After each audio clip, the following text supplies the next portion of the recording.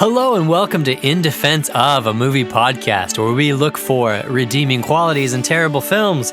On this episode, we are tackling 2004's Catwoman. Aaron, let's dig our claws into this sucker. This has got to be one of my all-time favorite, or probably my favorite movie we reviewed so far. Oh, really? I will go that far. I really enjoyed myself. You know, it's funny, watching this film, my movie sensibilities tell me that it's not good. But at the same time, I didn't have a hard time watching this by any means. I really didn't. Yeah. It kind of felt like watching something on like CW or Netflix, like, you know what I mean, in terms of quality. Exactly like that. Yeah. No, I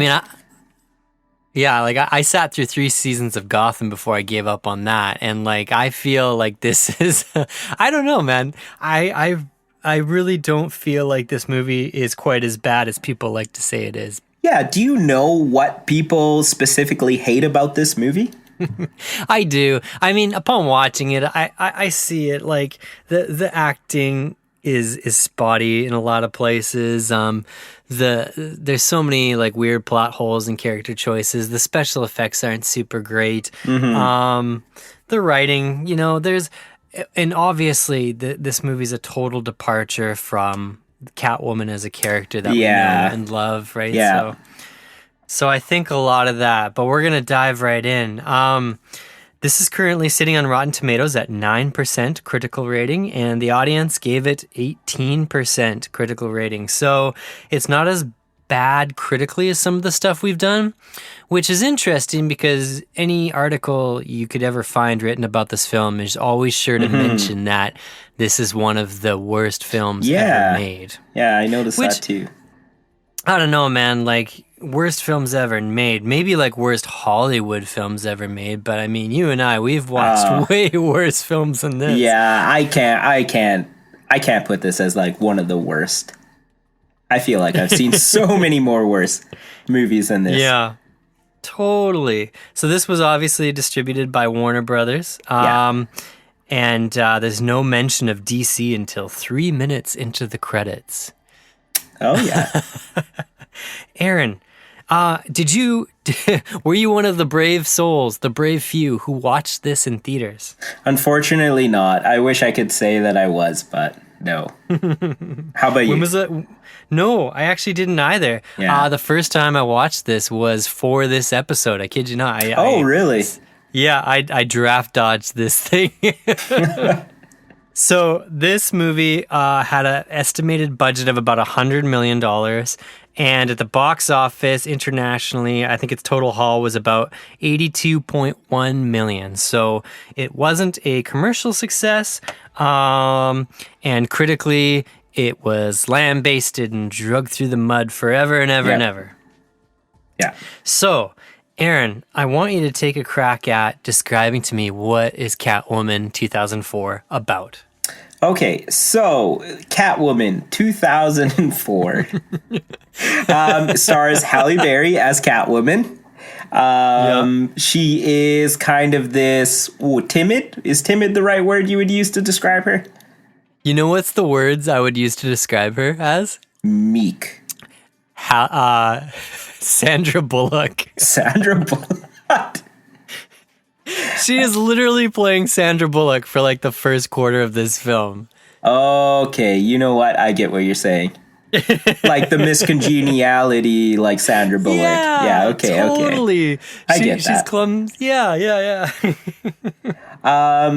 Okay, so Halle Berry playing Sandra Bullock playing Catwoman. And so basically, anyways, she is like meek, kind of timid, is afraid of, standing up to people. And then one day she gets herself into some hot water, and a cat resurrects her from death to become Catwoman.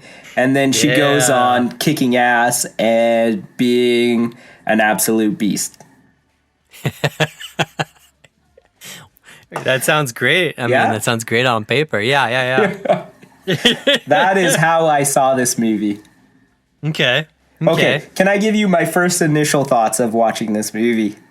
Yes. So the opening credit scene, there's just this cat, and it's all drawings, you know, the old school long intros, credit scenes, whatnot. Yeah.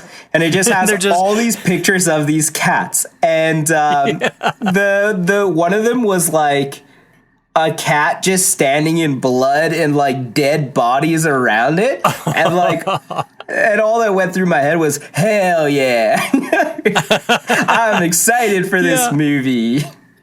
Yeah, the opening credits go on for a long time. And the entire time, they're flashing like imagery of different cats throughout history and like flashing newspaper clippings and the names of different countries with no real connective tissue.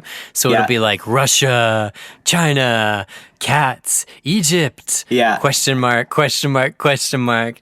And, you know, they're really trying to set up this new and interesting take on this character. Yeah. I was just going to say, whatever religion that they're preaching, I want in. Whatever this cat religion is, count me in. So let's unpack this, because let's start before we dive into the like some of the plots and the particulars and things like that.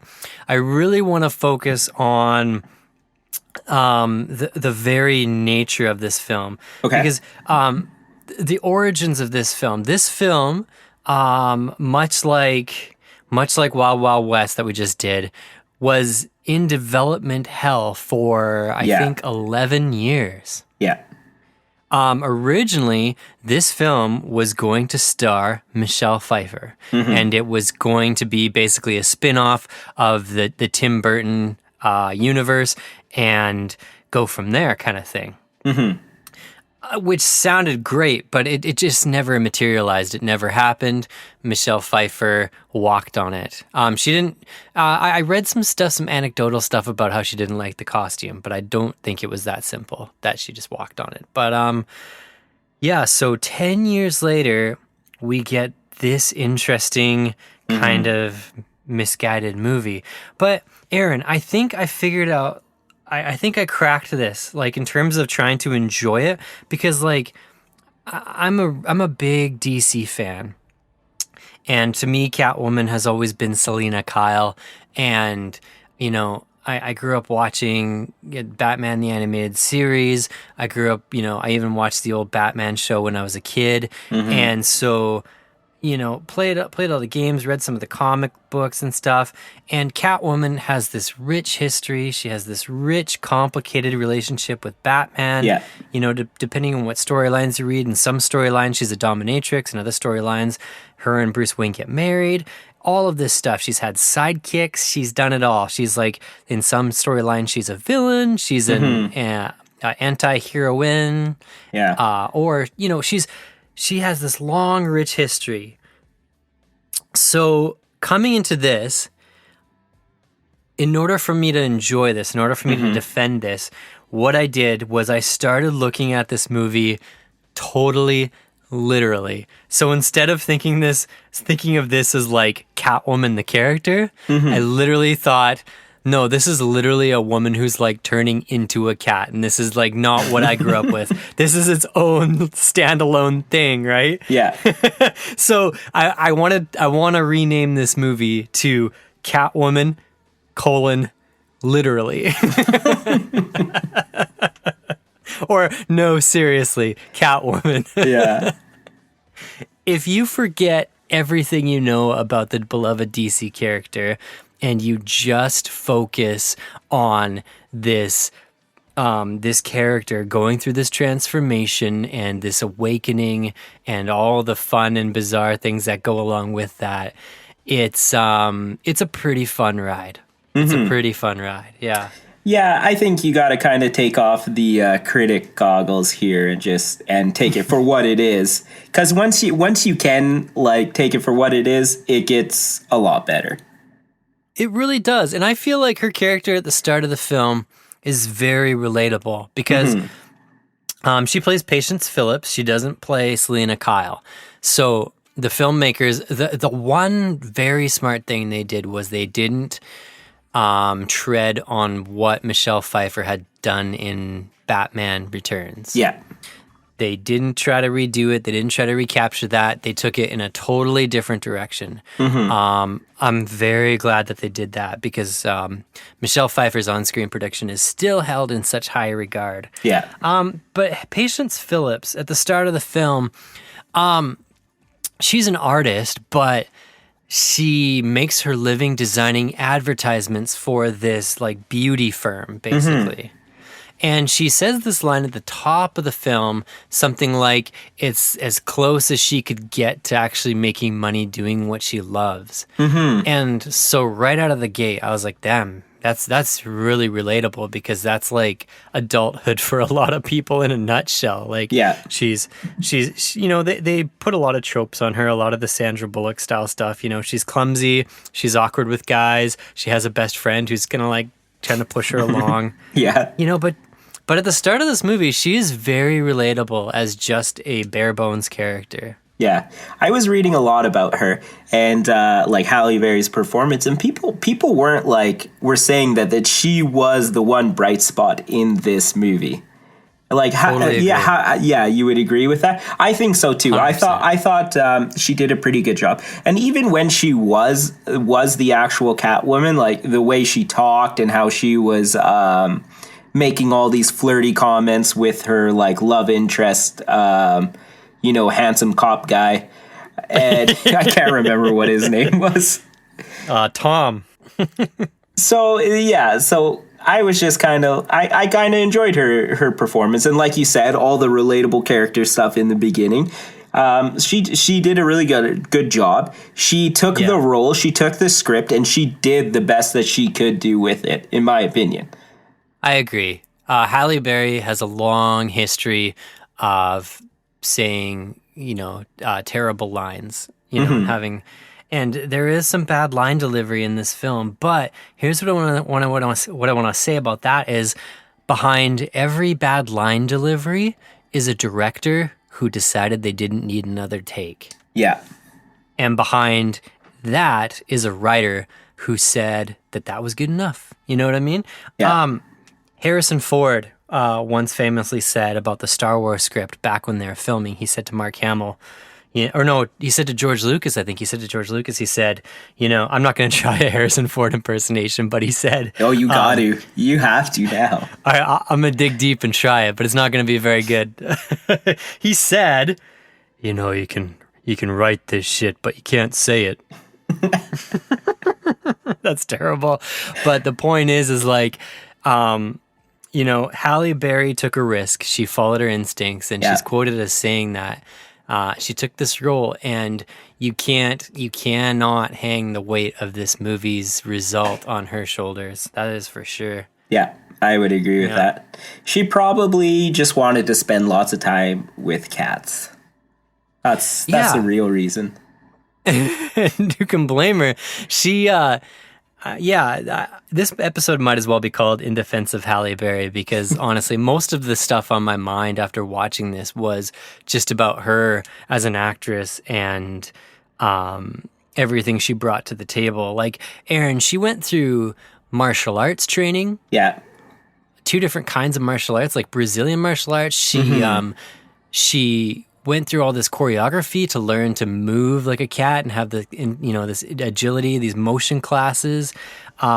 She spent like 6 weeks learning how to use a bullwhip. But what I'm trying to say is Halle Berry, like all her other roles, like if you've seen John Wick 3 and you've seen the behind the scenes footage of her doing the gun training and the gun drills, she's doing like the same stuff Keanu Reeves is doing.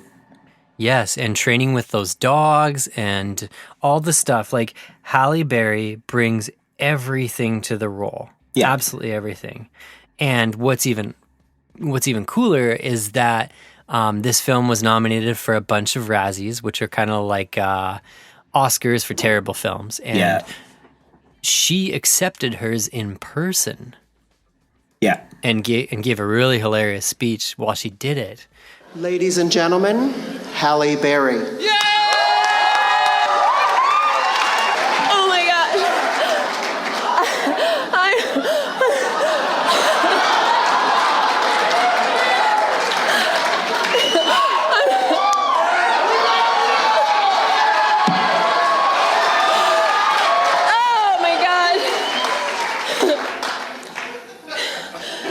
Thank you, guys. Thank you so much. I never in my life thought I would be up here winning a Razzie. And since enough time has passed since then, there's even more interviews where she's saying things like how she was really grateful for Catwoman because A, she got like a great paycheck out of it, but B, she got to network and meet all these people she wouldn't have met otherwise, and it opened like all these doors for her. Because like at that time, you know, Halle Berry's career was taking off. She was in X-Men as Storm. She was in James Bond, Die Another Day, I think it was. And, you know, like she was just shooting up, right? Yeah. Just skyrocketing. So, yeah, you can't discount everything that Halle Berry brought to this movie. You just can't. So one of the interesting things that I was reading comes straight from the Catwoman Wikipedia page. Sorry, I can't talk.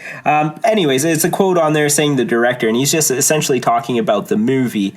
And what I thought was really interesting is he was saying that he looked at comic books, but he didn't want to go too into comic books. And like he wanted to make it an original story because it was the first Catwoman story, first one with Halle Berry. It had nothing to do. It was not attached to Batman. It was not attached to Superman or any other comic book movie. And he just wanted to make its own. So I find it really interesting that he states that because a lot of us want to crap all over this movie because we've read the comic books or we know the Catwoman lore and this is so far from it. And so to those people who think that, like, I think that you just got to take this movie as its own, like, alternate, you know, kind of universe Catwoman movie. Yeah. And then, yeah, once you kind of realize it that way, and then you know that it's like just kind of whatever, then the movie is like okay because suddenly you have nothing to compare it to. Yeah, I agree. They treat Catwoman in this film as more of like almost like Zorro, where it's more of a moniker than like a fixed person in time. There's this scene when she's meeting with Ophelia. Played by Frances Conroy, and she's going through the history of cat women, plural. Yeah. And she's rifling through photos, and one of the photos is of Selena Kyle, Michelle Pfeiffer from Batman Returns, dressed as the Catwoman. Okay. So what jumped out at me right away was because in my brain I was like, well, Selena Kyle, she's supposed to be like she's, you know, anti-heroine. She's, you know, she's all these complicated things. But you can't compare that to this iteration because it, you know, it's the passing of the torch. Like there's been all these different Catwoman. Basically, like the only person who's in control of who is Catwoman, according to this film, is whoever that cat. Aaron, what's that cat's name again? Oh, Midnight. Midnight. So whoever Midnight decides is going to be the next Catwoman? Yeah. That's who's in charge of this thing. Sorry, I don't know a ton of Catwoman lore, so this might be kind of a stupid question, but is this how she gets her powers in the comic books? It's like a cat gives it to her, or is there some kind of thing? Or is it just implied that it's like a woman with like heightened senses and abilities that just is able to perform cat-like maneuvers? Well, no, it's very practical in the comics. I mean, she's just dressed like a cat because she's a cat burglar. Like, there's nothing supernatural really happening. Yeah. In probably, I'm sure someone's gone there and you can correct us, but like, as far as I know, like 99.99% of the Catwoman storylines is just that she's, you know, she takes up the outfit because it's sleek and it's sexy, and she comes from, you know, this the background of, you know, in some she's like I said, she's like a dominatrix, or she's a stripper. She's all these different things. So, and what's interesting enough is when you see her costume in this movie, as I have some pretty strong opinions about it, but at the same time, I can kind of understand that they were kind of playing on that particular lore of the character. Yeah. For better or worse, so yeah, man, it was always very practical in my opinion. Okay. Yeah. So I'm just gonna go ahead and say this is I'm obviously a fan of the cat religion and the cat choosing, and I just kept thinking I wish a cat would choose me to be a cat woman. Yeah, I was people give Halle Berry's journey as Catwoman a hard time because it doesn't look like Selena Kyle's, but Yeah. you got to keep in mind, like the early 2000s was a very interesting and complicated time for superhero movies because 2 years before this, Spider-Man came out, Sam Raimi's Spider-Man, and it changed everything, like absolutely everything. One of the weird things that I always didn't like about Sam Raimi's Spider-Man is that Peter Parker's web shooters were like a gland. They weren't like they weren't something he built. It was actually like secreting from his wrists. Yeah. See, so that's the thing is when this movie came around, I think it was heavily influenced by that sort of more literal transformation. Yeah. Where Halle Berry she's not just like she wakes up and, like Selena Kyle just decides. Because Selena Kyle, especially in Batman Returns, we have to reference Batman Returns because that's like the on-screen comparison in the universe is like for her, Selena Kyle, it was like a psychotic break and she kind of smashes up her place. And it's interesting, Aaron, because I rewatched the Catwoman transformation from Batman Returns, and within 5 minutes of screen time of her being like, between the cats like piling onto her, within 5 minutes she has her costume built. That's how long that sequence of events is, from her basically hitting the ground to taking up the moniker of being Catwoman. And if you watch that original transformation, paired with Danny Elfman's music, it's really well done. There is a really funny editing mistake where her scissors like change from like these little safety scissors to shears in one shot. That's really funny. But it's interesting to me that people had such a hard time with accepting this more literal transformation where she wakes up and she's sleeping elevated and she always lands on her feet and she eats sushi really fast and likes, because even in Batman Returns, the first thing she does when she walks through the door is she like slams an entire like jug of milk, just drinks it. It's just so funny to me that people were okay with that and the kind of goofiness surrounding that transformation. But fast forward to 2004 when you have Halle Berry in this more literal interpretation where it's like, no, yeah, she's actually becoming a cat. Yeah. People were just not into it. Yeah, I don't understand. I don't know how you cannot be into it. Like she's purring at one point in time. She has heightened senses, kind of like Spider-Man. They do this little thing. I thought of Spider-Man as well. Whenever the seagulls are coming at her and has the heightened ability or whatever. Yeah, and it's totally borrowing from Sam Raimi's Spider-Man. Totally. Yeah. But this is the thing, like back then, everyone was kind of struggling to find their bearings with where to take all these comic book heroes. Nobody knew. And DC is still struggling to find out where to take him. Right? Still recasting and trying different backgrounds and everything, Yeah. Like this movie was less offensive to me as a comic book fan than Man of Steel. Like, I'm going to be perfectly honest with you. Yeah, I would say I like this better than Man of Steel as well. I had an easier time accepting this than any of the Zack Snyder stuff, I think, in my heart of hearts. But I think I was just kind of open to the reinterpretation because I understand the context of where it was coming from, Yeah. Aaron, would you say that this film is kind of a necessary evil to get us to where we are today? Yeah, definitely. There was a lot of things that had to happen in this movie for us to like move forward. You know what I mean, right? Oh yeah, totally. I think both progressively and how the female character was handled. The visual effects, there's a ton of like body double VFX shots in this. Yeah, A ton. the Like, it's basketball scene, I'm like, that's not her playing basketball. Oh my God. Okay. We have to talk about this for a second because the funniest line in the whole movie, in my opinion, happens during the basketball scene. Okay. So this is worth watching the movie for. So they flirt and play basketball for like, I don't know, maybe like 2 or 3 minutes of screen time. Like it goes on for a long time. Yeah. And the scene ends with her basically pouncing on him, right? Kind of like Simba and Nala kind of pouncing on each other. Yeah. And then this kid comes up and he's just like, Can we have our ball back? I know what you're talking about. just so over this. He's like, can we have our ball back? Yeah. I love it. I love it. It's so funny.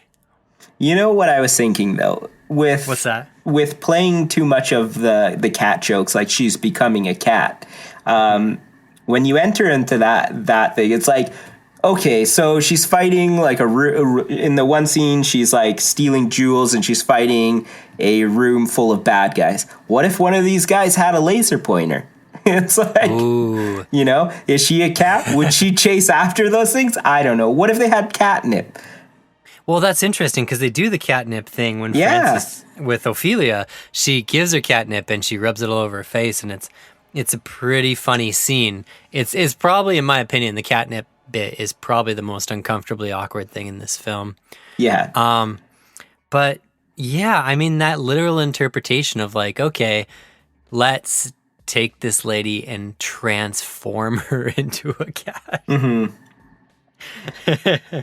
The one thing I will say, though, is like after she becomes Catwoman and she cuts her hair, I hate her haircut. It just reminds me, it reminds me of like the whole Karen meme. Like she's going to go ask to see the manager somewhere with that haircut. See, I didn't mind her very first iteration where it was just, she kind of just looked like a biker or something, you know? Yeah. When she first does her first big robbery, you know, she goes next door to the party house in her PJs and then she hops on the motorcycle. I didn't mind that iteration, especially the mask that she wears. Mm-hmm. But it gets really bonkers when she puts on the now famous iconic version of the outfit. Which the only thing that really jumped out at me about that outfit that like frustrated me was she was wearing like open-toed shoes. For some reason I couldn't get past it. I was like, that is not practical for the kind of stuff you're doing. Yeah, no, I get that. So basically what ends up happening in this film is Halle Berry has she had to submit an advertisement campaign that she was working on. She had to fix it up because the guy that she works for, George Hedera, played by Lambert Wilson, who you know is the Merovingian from The Matrix, The Matrix Reloaded, and I think he's in Revolutions. I can't remember exactly, sorry. But she's given this deadline to finish her advertising thing, and it's at midnight. So she goes to drop it off at the place where they're developing this product called Butylene. And when she goes there, she accidentally overhears that Butylene has some pretty bad side effects where basically if you stop using it, your face turns into just a scarred mess. It looked pretty rough. Yeah. So that's when she's kind of chased with guns, and then she does a fugitive dive off the drain and gets resurrected. So basically the kind of the A plot of the movie is her as Catwoman trying to stop this Butylene product from hitting the streets. Yeah. Well, you can't forget her best friend gets like is using the beauty product, and then she gets like she faints and goes into the hospital, and the doctors don't know what's wrong with her. And and then later on, Halle Berry puts two on top of two, and realizes, because her friend had the pre-release version of it. Yeah, like a pre-release sample and stuff. Which doesn't make any sense in my head, because the bad lady in this Sharon Stone. I can't remember what her actual name was, or the name her character was. Laurel Adair. Yeah, she has been putting this on her face, and I guess it's just made her skin go like rock hard where she can't get hurt. At one point, she like crushes a whiskey glass in her hands, and it doesn't cut her or anything. And so I'm just thinking, why isn't this girl just putting, like, her best friend, why isn't she just putting more on her face? That's interesting. I don't know. Like, it's I think because probably Laurel Adair, her character, I think she's probably had several different versions and iterations of it put on her directly before this big launch. So she's probably got a lot going on in her skin besides Butylene, the product. Yeah, you're probably right. But I was like, what the one thing I will say about this movie is super lame bad guy or bad lady, girl, woman. Really? Yeah. Did you like her? She reminded me of like a villain of the week in like Batman the Animated Series or something. Yeah, a villain of the week, not a standalone movie villain. No, not a standalone movie villain, that's for sure. Like, she was menacing. She did that, and you know how she framed Halle Berry with murdering her husband, and all that stuff. But when it came to Catwoman and her like on time screen time together, it was just such a lame, you know, like the whole every scene was just like meh. I agree, but at the same time, there was a level of depth that she went to because she was being ousted by the new younger model, the new face of the company, who was Drina, played by Kim Smith. Yeah. So her character, I mean, like her own husband is pushing her out, and he's presumably having an affair with the new model. Yeah. So there is like this tortured, tragic element about her character where she's in the twilight. She's getting thrown away. She says something like, you turn 40 and they throw you out. And I felt like that was Sharon Stone just looking straight at the camera and telling us that, it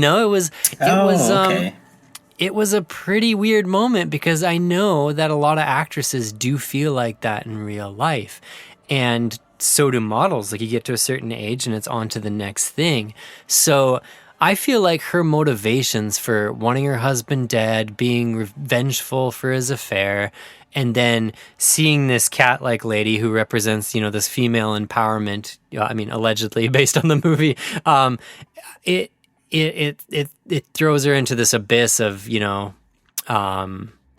evil, where literally she's become hardened to the world around her, like physically and mentally. Okay, you know what? You made me a believer. Well, I'm just saying, like, it's not to. I don't want to make. I never want to make excuses. More like concessions for these characters because there's so many tropes in this movie and so many cliches. But I thought Sharon Stone's commentary per se on like the way, the way a lot of this stuff transpires was very, very interesting. I'll just say interesting. Yeah. Can we talk about her best friend for a little bit? Yeah. Okay. Sally. So, Sally, why is she buying her best friend like skin tight leather outfits for her birthday? I think it was a joke. I think what she did, like, because she says it was like for a dating emergency, right? Yeah. I think she probably bought it for her as like a joke, as like a gag gift one year for her birthday. Okay, I would believe that. Okay, yeah. I was just like, is she in? Like, does she have a thing? Like, why? Well, like, could you imagine if one day on your birthday I just showed up with a box and was like, "Hey, I got this leather outfit for you in case like of emergencies." A leopard print thong or something. Yeah, and then just hand it to you and wink and then walk away. But from everything Sally says in this movie, she seems like the kind of lady who would throw like sex toy parties. You know what I mean? Yeah, she was a little bit weird. I wanted to say that, like, she is a little bit weird, but I feel like we all have a little bit of Sally in us. Like, when have you ever tried to just talk to someone or flirt with someone and it came out perfectly smooth? Like, that almost never happens. Yeah, it's true, but her whole character is kind of cliche. But she does help the plot along by pushing patients to make some of these decisions, to go for to go hang out with Tom and all that kind of stuff. Oh, I was a Sally fan. One of them is here, Alex Borstein. Come on out, Alex.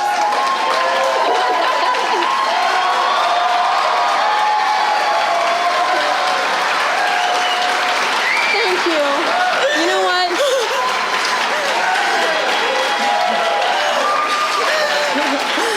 Happiest moment of her life. But one of the great things about Catwoman.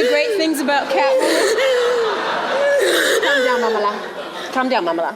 One of the best things about Catwoman was that I got to make some really wonderful lifelong friendships, and this lady is one of them. And you know what?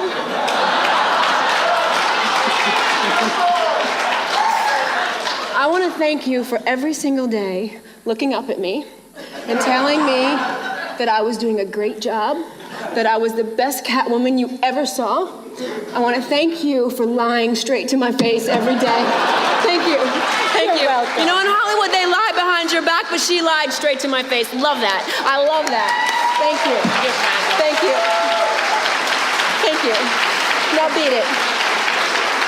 Yeah, Sally got a bad rap online from what I read, but I don't know. She was pretty unoffensive to me. I kind of got a kick out of her most of the time. I mean, again, Aaron, I'm battling between like my movie sensibility and what I set out to do is to find redeeming qualities. So it's like, it's put me in this weird spot on this one where I'm like, like I understand the logic here and I understand why this is not critically a good film. But some of these things aren't that bad, Sally's pretty fun. Sally's got kind of like a Billy Crystal vibe to her. She's very... Oh my gosh, she does. That just like instantly clicked in my mind as soon as you said it. I'm into it. And at the end, and Sally gets hers at the end, the end, Sally gets her doctor. Does she? Oh, I missed that part. How did I miss that? At the very end, her doctor kind of floats by and feeds her some food or something. And they end up... Damn, good for you, Sally. Get it, girl. her loyalty and her friendship qualities, eventually that karma of that swings back around. Yeah. Maybe it was Midnight, the cat, who put a little spell on the doctor. I don't know. Nice. It's that Billy Crystal charm. Okay, so this has to be my like WTF moment of the movie, and it's when so the buddy cop guy, yes, she originally is supposed to go on a date with him, right? Yes, and she, I guess, becomes a Catwoman. I don't remember if that's when she steals the stuff. I think it is when she steals the stuff. No. Sorry, that happens way before. Anyways, she misses the coffee date, and so she finds him, and she gets him a coffee, and on the coffee, she wrote the word sorry, right? Oh, I think we have the same moment. Yeah. And then so later on in the movie, after she steals the jewels, she keeps the one necklace, and she returns the jewels in a brown paper bag with sorry written on it. Or no, sorry, was it on the donut box? I can't remember. I think it was on the donut box, the cupcake box. Oh, yeah, cupcake box. Okay, so, and then fast forward maybe like a little bit more into the movie, and the cop is sitting at his desk, and he has the donut box sitting there, and then he looks up, and the cup is sitting there with the sorry, and he sees that sorry is written the same way on the cup as it is on the box, right? And so he's like, oh, wow, like she might be the Catwoman. I better go take this to my forensic guy who is like, who like, you know where I'm going with this. Oh yeah. And she takes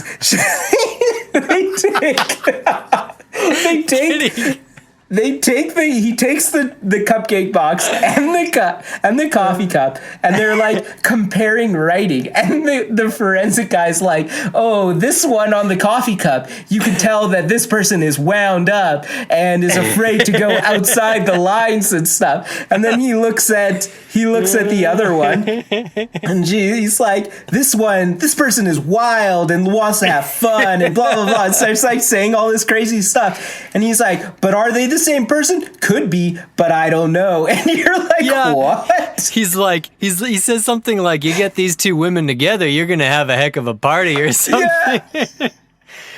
I don't know anything about typography or whatever. Whatever the proper name is for that art, but I got questions. If you know the answer to this, please let us know. Can you tell someone's personality from the way they write certain letters? I have no idea.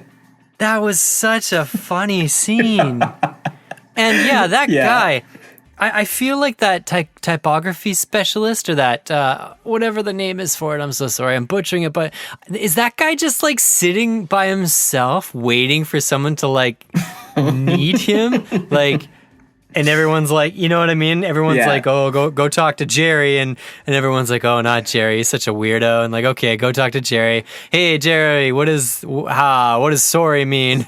And he's like, oh, well, the S means, and he just like over explains everything. Yeah. Oh man, it was like beautiful, but at the same time, you're just like, yeah, okay, I guess that makes sense. Like, this movie's worth watching for that scene alone. Yeah, probably my most favorite WTF moment of any movie we've done so far. Yeah. Yes, but at the same time, like, I still feel like this is something. Maybe, I don't know, maybe my tolerance for this stuff's just high, because, like, I've watched every Smallville episode. Yeah. I've watched a ton of the Batman stuff, all this different DC stuff I've sat through. I've watched some Flash, I've watched some Supergirl, and for me, this just isn't that bad. I just gotta say it. It's so entertaining. There's so much funny, goofy stuff. And when you know the behind the scenes stuff, it makes it that much more entertaining. Like the part when they go out for dinner and she just starts like shoveling sushi into her mouth.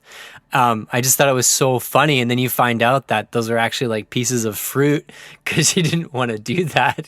And it makes it more charming to me, Yeah. This movie is what I was going to say is, all those superhero shows like the CWs and stuff, they are a bit of my guilty pleasure because a lot of people like to hate on those shows. But I just I love watching them. Just like you, grew up on the Smallville and all that. And this movie falls like nicely into that category. And that's why I just don't think I could ever hate it. Yeah, exactly. I think my second WTF moment is kind of a little moment, but I just thought it was funny, is where she falls into the street and almost gets hit by a car, and as she's bringing herself, I know what you're talking about. As she's bringing herself up to her feet, she gets distracted by the jaguar hood ornament and just kind of like gives it a little caress, like, oh. Okay, no, I thought you were going to say the couple seconds before when she gets bumped by the car and it like bumps her rear end, and then she like looks into the camera and gives this look, and you're like, what the heck is going on? She just winks at the camera. Yeah, pretty much. It was like a little bit disturbing. So so Ophelia is like the oracle of the movie who knows all the lore about... Yeah. She seems to kind of like harbor Midnight and all these cats, like because when Halle Berry wants to return Midnight to its owner, her name is in the leash, right? So yeah, Ophelia, she's really hip to what's going on, and she kind of just lets it happen. She's very much the definition of a crazy cat lady, right? Mm-hmm.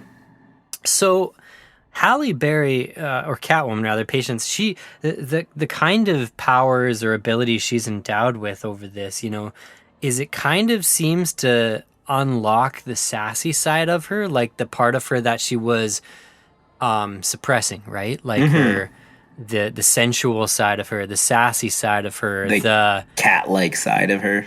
That's the thing, is all these cat characteristics. Now, hear me out on this, because I've thought about, I thought long and hard about this last night. After. Okay. Halle Berry, I keep saying Halle Berry, let's call her what she is. Patience Phillips is an art student, right? Mm-hmm. Yeah. She's presumably gone to art school, and presumably has a lot of like deep and suppressed thoughts that she pours into her art. Yeah. So the meek and clumsy kind of character we meet at the beginning is almost more of the mask than who she actually is. Yeah. And the Catwoman side of her is what really brings out the expressiveness and the freedom. And, you know, she talks about how, like, she's been chained for a lifetime and now she's kind of free. And I, without overstepping this analogy, I just feel like the artistic side of her, who wanted to be free and sexy and cool and dangerous and take risks, was always hidden behind this corporate wall of like, this is my 9 to 5 and this is how I make my money. It's not who I am, but it pays the bills and keeps the lights on. Yeah. So I really like, and I felt like I probably would have missed this if I'd watched it in theaters or whatever. I really like that we got to see this art student that was finally able to, you know, make this weirdo outfit, you know, and craft it and go jump it around and, you know, expressing herself. I thought that was a really cool, it was just cool, you know, it was really, really cool. There's definitely a lesson to be learned here. And Totally. that's all. We all need to embrace our inner Catwoman and just come out and, you know, be ourselves. Yeah. You know what, Aaron? This movie kind of reminded me of The Mask with Jim Carrey. Okay. Because once he puts on that persona, the idea behind the mask is it kind of just totally exaggerates your inner person, that suppressed person inside of you, right? Yeah. In Stanley Ipkiss's case, it was like this comical cartoon of a person, this like otherworldly being. And yeah, with Patience Phillips, that inner suppressed thing was this sassy, sexualized, you know, risky person. Yeah. And for the whole rest of the film, she battles with that duality, almost like it's a split personality between her meekness and her patient side and her Catwoman and her feisty side. Yeah. The entire film. I would agree with that. But it's the Catwoman that pushes her forward, that pushes her into the relationship. And her best friend. And her best friend. Yeah, her best friend too. But I feel like she wasn't even, like, she didn't give her best friend enough credit, I don't think. No. The best friend never gets enough credit. Truth. What are you trying to say? I don't know. I just wanted that to sound so, like, ominous. Oh, man.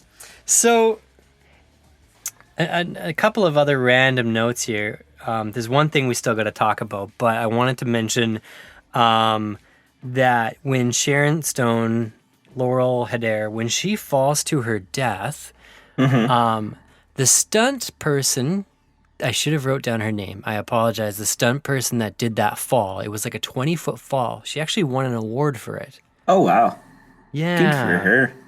Because I thought, man, that looks very practical. Yeah. And of all the practical things they didn't do in this film, they did that practically. So that was interesting. That was kind of a cool takeaway. Halle Berry's stuntman was actually a man, FYI. Nice.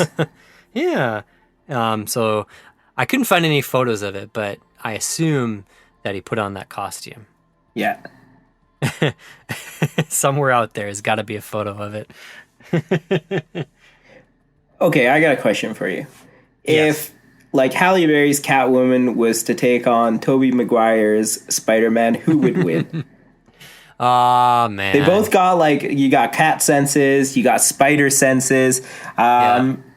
Probably, I think Spider-Man probably has more strength, but Catwoman is, like, jumping up and scaling, like, large buildings and stuff in this movie. So she That's has true. to be, like, quite strong.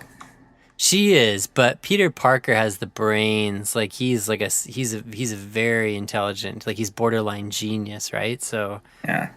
Or he is genius. So I feel like he would contrive a way. I could just see him luring her in with a big ball of catnip or something. You know? Oh yeah, he would play into her cat-like tendencies, eh? Yeah, based on the rules set out in this film, I feel like that's the easy answer to that. So one more thing we gotta talk about here, Aaron.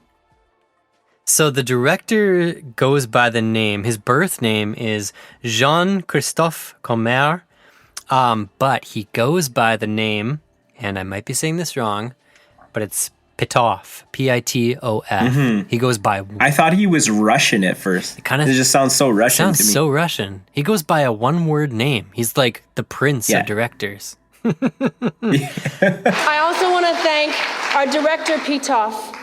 You know, that one-name French guy. Thank you very much. It was a joy to come to work every day and work with him, really.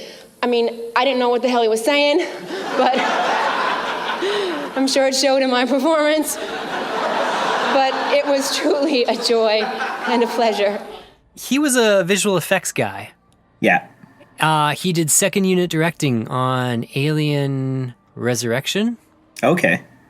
Now, this is one of 2 motion pictures he's directed.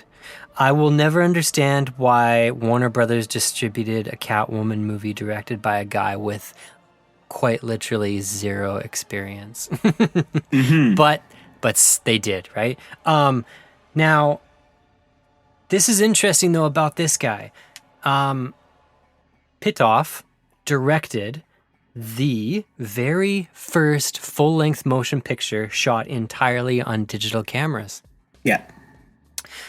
So in the other thing you got to defend is that the guy that directed this film pioneered filming with digital cameras. Do you know what the movie is that the first movie that he filmed with digital cameras? No, I don't know how to pronounce it. Oh, okay. So it was like a French movie, or? I think it was, yeah. I could spell it for you, but even that, I don't know. Yeah, no worries. It was, I'll spell it. It's VIDOCQ. No, I'm not even gonna try to pronounce that. And apparently it wasn't very good. Yeah. But he was a visual effects guy first. That was his jam. Mm-hmm. So when you see this digital body double of Halle Berry jumping around constantly, you have to imagine that he had something to do with that. Yeah. But it's funny because, Aaron, watching this movie now, modern era, like digital body doubles have come a long way to the point where you can barely tell anymore. Yeah. Case in point, Avengers Endgame, those white costumes are completely digital. Which white costumes? The suits? The suits that they wear, those white suits are not practical. They're those are digital. Wow, I did not know that. Yeah, so that's amazing. It is, hey? That's testament to how far we've come with this technology. Yeah. But Catwoman was another stepping stone. And I think the digital body doubles in 2004's Catwoman look better than the Sam Raimi Spider-Man, like the very first Peter Parker jumping stuff, that's for sure. Mm-hmm. Oh, yeah. So, Catwoman, I don't know, man. It's a necessary evil. Like, this is before cinematic universes. This is before Hollywood really knew who to put in charge of these kind of movies. This is before people really, really started taking all superhero movies seriously, not just one or two. Yeah. Before this movie, like shortly before this, you had like the second Blade movie where digital actors are flipping around. You had... What else did you have? There were all sorts of instances of digital body doubles coming up at that time, hey? Yeah, oh yeah. Do you want to know some of the movies that were out around that time?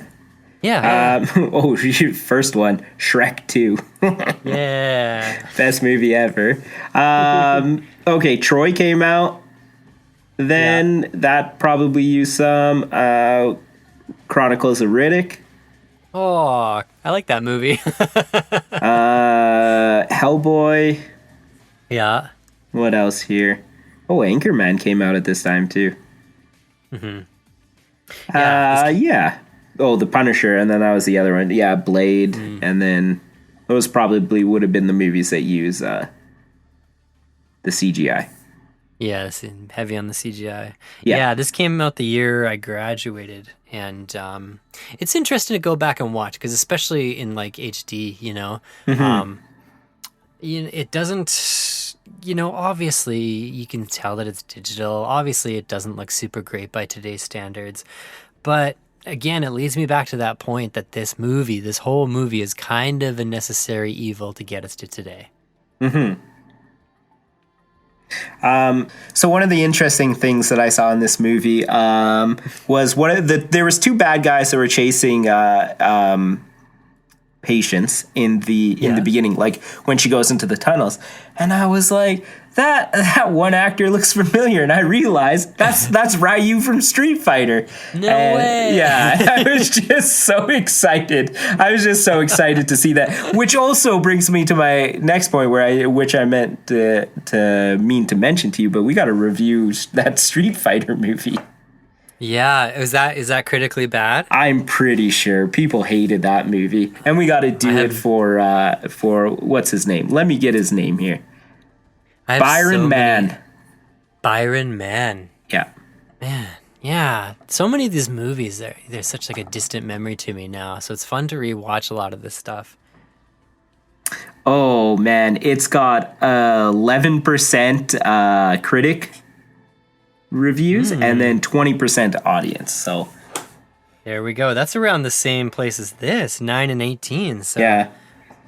So if this is true, these should be very similar in quality. I love this Street Fighter movie. It's just, actually, you know what I really liked about this movie? 2004 was like grade 10 for me, and so it just reminded me of the early 2000s. Because this movie felt very 2000. Like even just in the way that they did the music and did certain scenes, like around that time, do you remember movies like Stomp the Yard and like all those kind of movies were getting big? And this movie's kind of got that like Stomp the Yard vibe. Yeah, totally. Especially the music. They kind of just use this like canned Matrix-esque rip-off music with like, a woman's voice over top saying empowering things. Yeah. Yeah, it's very, it brings me right back for sure, especially because this is the year I graduated. So obviously, like when you graduate, you have so many memories of that time in that place, right? So yeah, it takes me right back to a point in time for sure. Well, Dan, should we wrap this up here? Yeah, I mean, Aaron, if someone came up to you in the street and you never met them before and they were like, "Hey, you know anything about 2004's Catwoman?" Yeah. I'm thinking about watching it, but I don't know. I kind of need an opinion. What should I do? How would you sell it? Well, this movie be a little bit different. I would start pulling out pictures of my cats and I would start talking about cats and then just being like, you gotta do it for cats. You like cats? Do it for the cats. Hey man, it's worth mentioning Halle Berry, she adopted one of the cats in this film. Yeah, she did. Yeah, she did. She liked it so much that she adopted it. I would have adopted every single cat in this movie if I was her. Yeah, you would have. I would have been like, "You're coming home with me, and you're coming home with me." If you're really sassy the next time I see you, I'm going to start to wonder if you've been given the gift. I wish. Can there be a cat man? I would love to be a cat man. I guess, wait, is that like basically Black Panther? Is that why there's no cat man? No, I think just the moniker is reserved for Catwoman. Yeah, I think they're very different characters. I don't think I could be sexy enough to be a cat man. I don't think. Well, it would amplify your inner repressions, right? So maybe you never know what could come out when the cat. Oh dang! I'm gonna go home and get my cats to bite me, and hopefully they like choose me. Well, Aaron, I mean Halle Berry, she elevated the material the best she could, but at the end of the day, she was surrounded by a team that just couldn't thread the needle and make this movie as good as it possibly could have been. I read somewhere couldn't read a Catwoman comic book and no, couldn't be bothered. Couldn't be bothered to read a Catwoman comic book. So, like I said, not as bad as I thought it would be. Really not. Not compared to a lot of stuff I've already seen. So, Aaron, if you had to give this a Rotten Tomato score, what would it be? Oh, I'd probably put it about 65%. Whoa, that's very generous. What would you put it at? Honestly, I was thinking like 30, 40%. Oh yeah, no, it would be above 50% for me for sure. Wow. The love for the cats is strong. Yeah, I just like cats so much. So many cat actors and actresses. Yeah. No, like I was saying, this movie, it had like not only the cats, but I felt on some level I could relate to every character in this movie, which is you don't get a lot in movies these days. So like I found the movie, like the people to be very personable, very relatable. Like you said, Halle Berry was super relatable. When she is Catwoman and even when she's not, right? Yes. So 65% for me. Awesome. I rate this 10 cats out of 10 cats. 10 Egyptian Mao cats named Midnight out of 10 Egyptian Mao cats named Midnight. I rate this 1 dominatrix costume out of 1 dominatrix costume. Top marks. Oh, man. Well, thank you so much for joining us, everyone. This has been In Defense of, a movie podcast, and this has been Catwoman from 2004. So thank you so much for listening. If you're enjoying the podcast, please feel free to subscribe. We're on Twitter at Defense of Movies. You can shoot us an email at In Defense of Movies Podcast. And keep it locked and we'll keep bringing you more episodes. Bye. Bye.